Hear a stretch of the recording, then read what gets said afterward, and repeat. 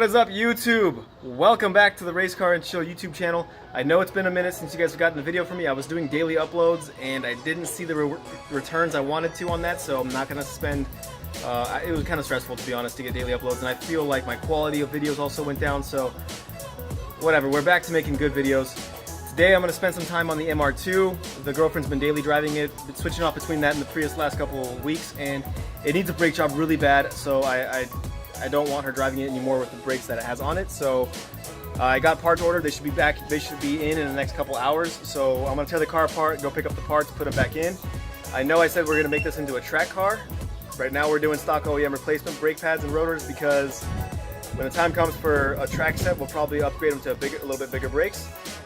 But it's a scorcher out today. I just had to jumpstart the Subaru to get it out of the garage because it had a dead battery, and poor Turbo Cars also has a dead battery.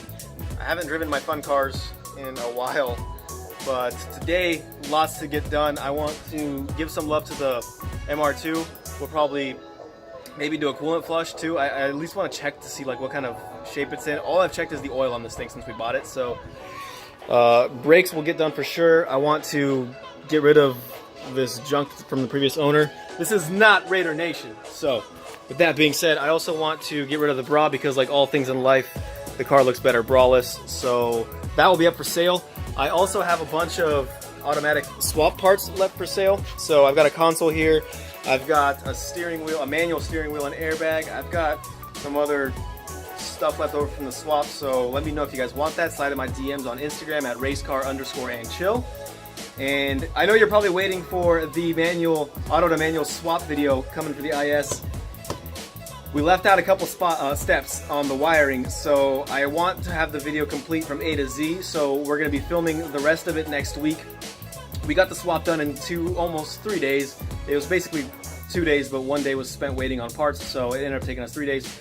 But the wiring that needs to get done, we need to wire the speed sensor, and I really wanted to make sure we actually absolutely had to. So I had Adam drive the car for about a week or so, and it ended up throwing a check engine light about 150 miles into it. So with that being said, we will need to go back and wire the speed sensor. So he's coming back in on Monday and we'll wire it up, and hopefully I'll have the video out by Tuesday, Wednesday for you guys, because I want the whole video to be complete. I don't want to give you guys like 95% of the way there and then be like, oh, you'll have to watch the next video to finish the swap. That's what we're doing today. My buddy Austin is coming over with his 76 Celica. You've seen him on the channel before. I'll plug his Instagram down below. WRX, beautiful YOLO. Hood is open right now. And a turbo car. Oh, what perfect timing.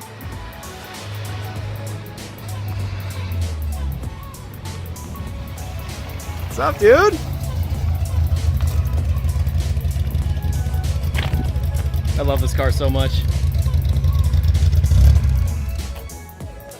Welcome. How's it going? Better now. God, so clean.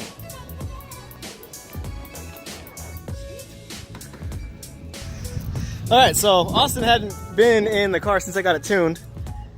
So he drove all the way across town to come hang out. Let's figure, why not? Let's give him a ride in the car. It's still, I basically just put it together enough so we can drive it. Let's pop that bad boy out. It's been sitting here like 2 weeks, so it was dead. We had to jump it, and as you can see, it's like gutted. But we got the black interior in. Here's a little sneak peek on the headliner.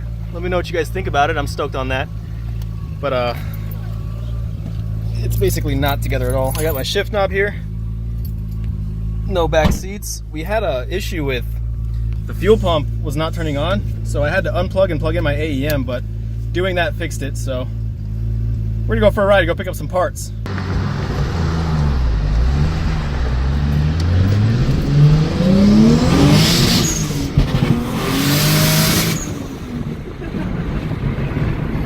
Oh man, this car feels good. So we just stopped for food and check out what we parked next to. Oh my Lanta. No comment.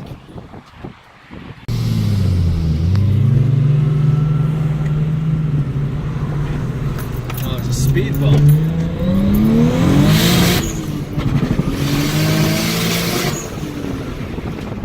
Brake hard. Fucking speed bump. bounce are the worst, dude. Damn, this car feels good though. It like spun all for a second there. So this is one of the rear rotors. As you can see, it's just totally destroyed. Brake pad, it's got lots of life left on this side, but the other side has no pad left. So looks like the previous owner tried to do a brake job on themselves, because like I said, the pads don't have too much wear on them. But all of the rotors are messed up because they for sure definitely did not machine the rotors when they put new pads on.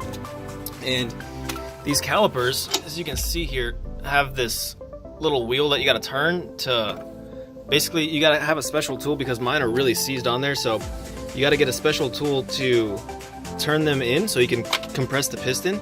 And it looks like the previous person who changed the brakes on this did not do that, so one side wore completely through the pad and the other side barely even used the pad. So there's just metal shavings all over the place here from that rotor just getting completely destroyed. So we just hit up the parts store. We had to go to 2 different ones to get we got new rotors, we got new pads, and I had to get a new hardware kit for the front because one of those little springs broke.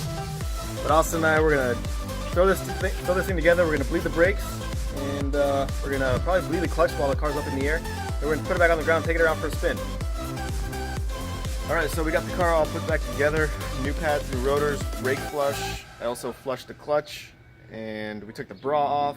I actually don't think the paint will be too bad. It definitely needs a good cleaning and a buff job probably. Like you can see, there's some oxidization here. But we need to wash it and really see what it looks like, especially all this dirt here. I don't want to scrub it because it's just caked on there. But for this stupid sticker, I had to remove all the tint. So there's still a little bit left. I ran out of energy. So with that being said, make sure you guys comment and subscribe to this channel, because once we get this MR2 track ready, we'll be taking it out to the track all the time.